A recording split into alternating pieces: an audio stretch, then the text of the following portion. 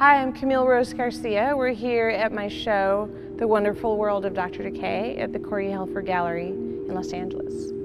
The theme of this show, basically the work is from a book that I wrote and illustrated that was inspired by a week of 11 root canals, gum surgery, and then a weird psychotropic reaction to this pill. So it turned into this story that is like a dystopian fairy tale that I illustrated. And part of the show is a stop motion film I've been working on from the story as well. So we have work from the book and work from the stop motion film, you know, pieces of that. It's not all the way finished. We'll be working on it for a while, but it's kind of a childhood dream working in stop motion, so it's been really exciting. This is a different show for me because usually gallery shows you kind of work on one concept for the show, and then you have the show and then it's over. But I like the idea of building a bigger world, a longer world, a more narrative world that I could kind of expand on and turn into sort of books and films, and it kind of has a little bit of a bigger reach than just, you know, well, they still have a life beyond just the show, which is great.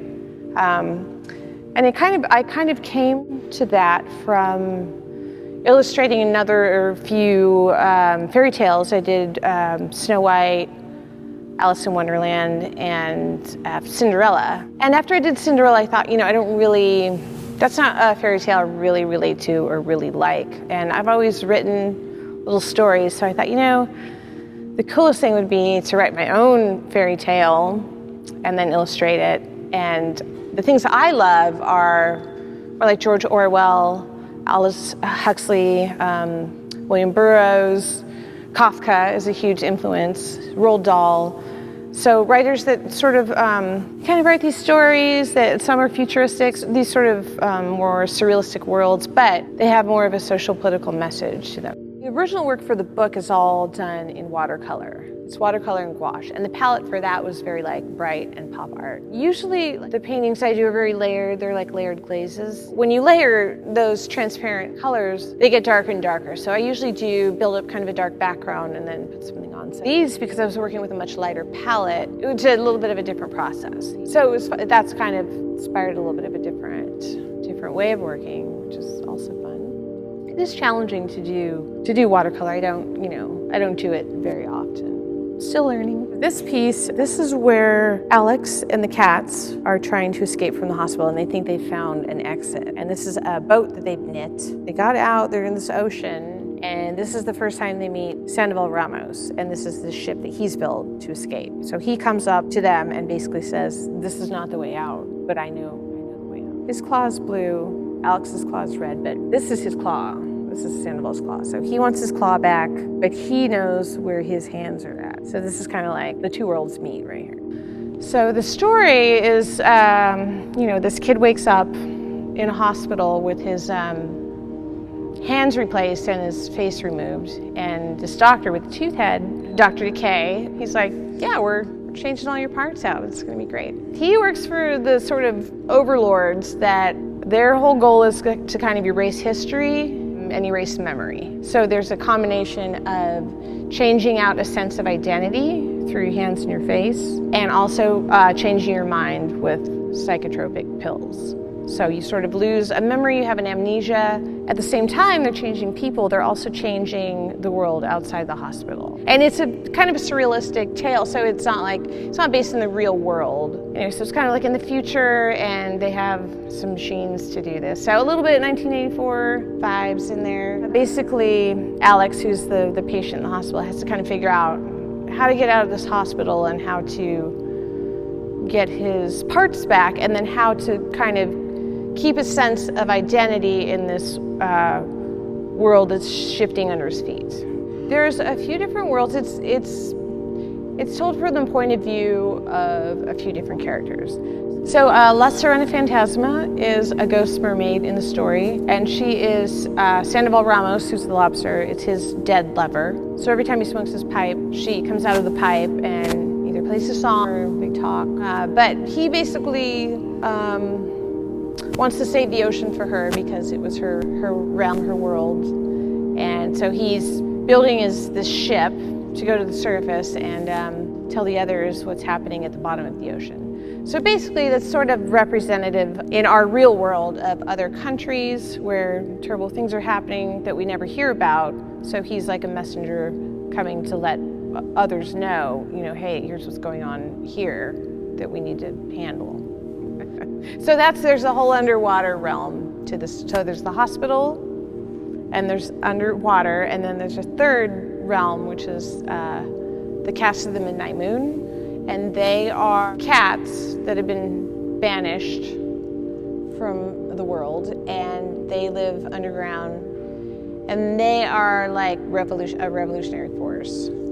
So they are trying to find a way out of the hospital. They live in the hospital but underground. So they're trying to get out of the hospital, find a way out, and save Alex because Pierre St. Clair, one of the cat characters, he was Alex's cat. The cat comes back to save him.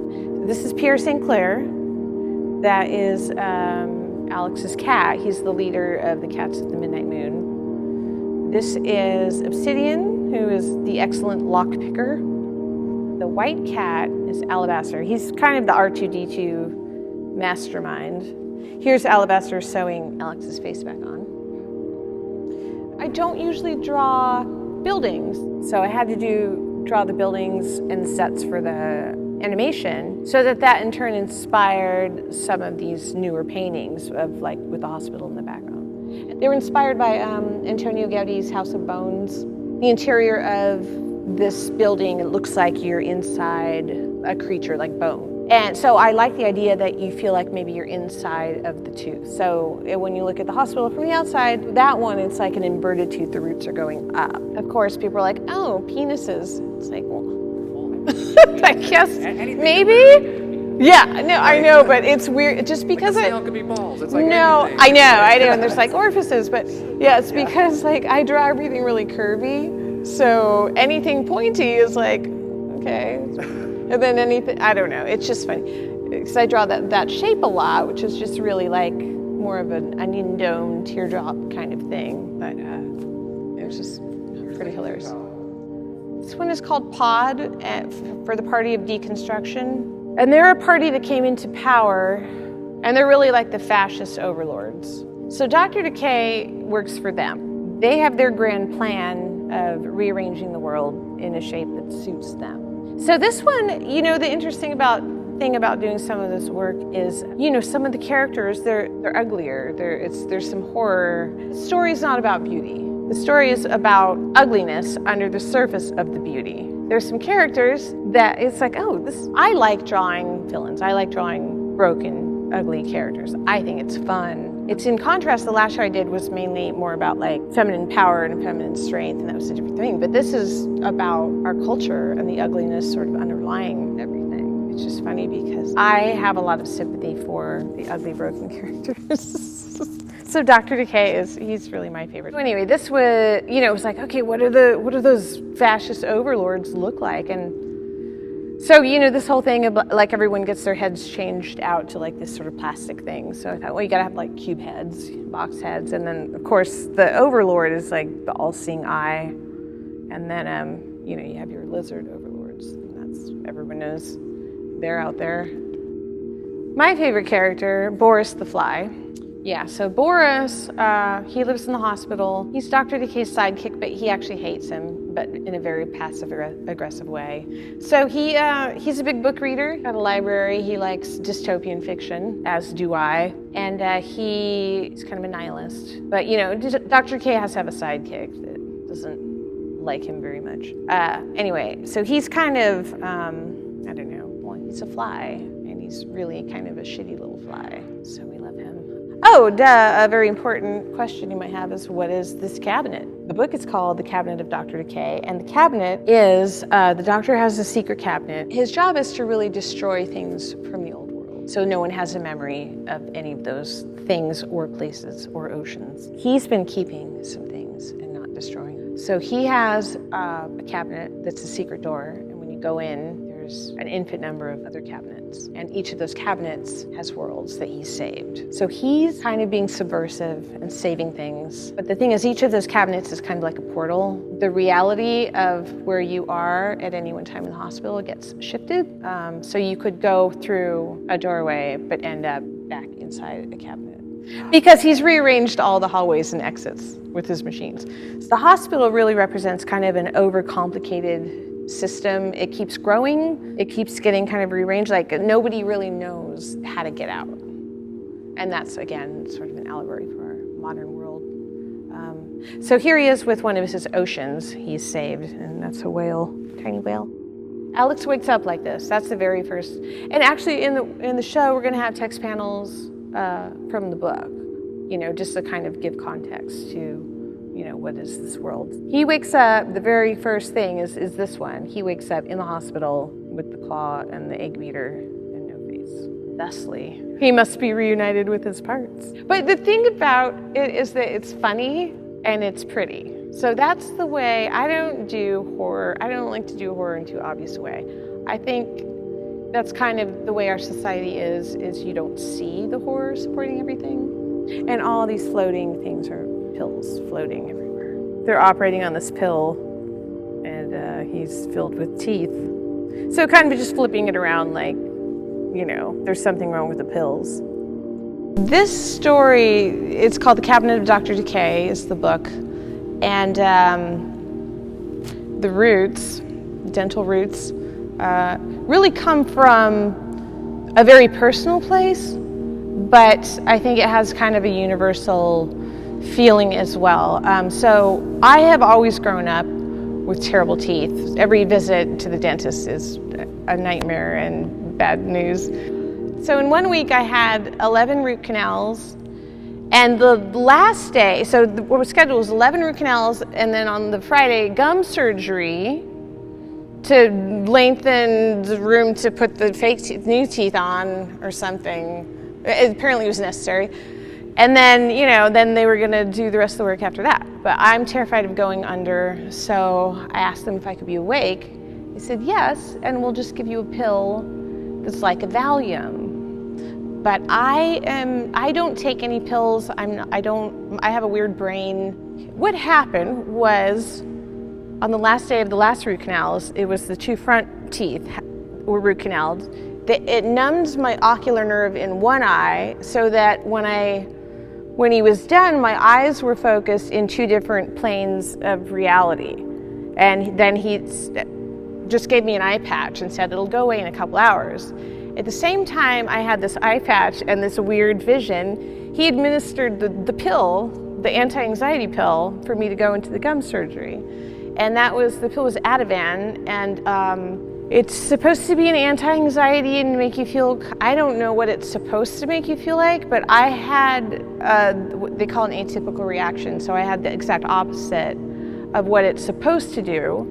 So it was kind of like someone gave me acid and a roofie at the same time. First of all, everything kind of got dark, like tunnel vision, and then I sort of spiraled down into a weird sad hole, and then I was throwing up and I was hallucinating, and I thought there were like maybe 20 different doctors in lab coats coming in and checking on me, like, and it just sort of felt like I was in Clockwork Orange, the scene with the eyes. There's no memory that I was in my body or doing anything, and yet I was awake.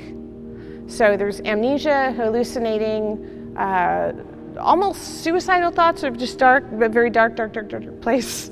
So that was like that for a whole day, and then the next day, I think I slept a whole day, and the third day I came out of it, and then the dentist said, well, okay, so we'll reschedule the gum surgery for the Monday.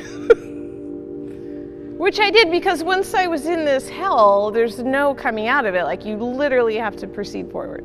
That experience, it was combined with reading this New York Times article about people that are in the intensive care unit, the ICU, and they have these strange experiences from being kind of sleep deprived, from going through a trauma, and also being put on either anti-anxiety pills or painkillers. So they're in this weird in-between world, and they see a lot of spirits and strange occurrences that may or may not be real.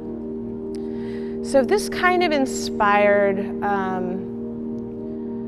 after about a month, I just kind of wrote down, I just did a little sketch and then kind of wrote this story about this weird doctor with a tooth head. But I like the idea of it sort of being a microcosm. This world of Dr. Deekay takes place in a hospital, and they're switching out faces and parts of people and kind of rearranging people and rearranging the world, into a better place.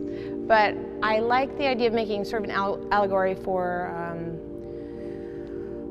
really the effects of capitalism on the natural world and how we turn everything into a resource, which includes people, animals, the land base.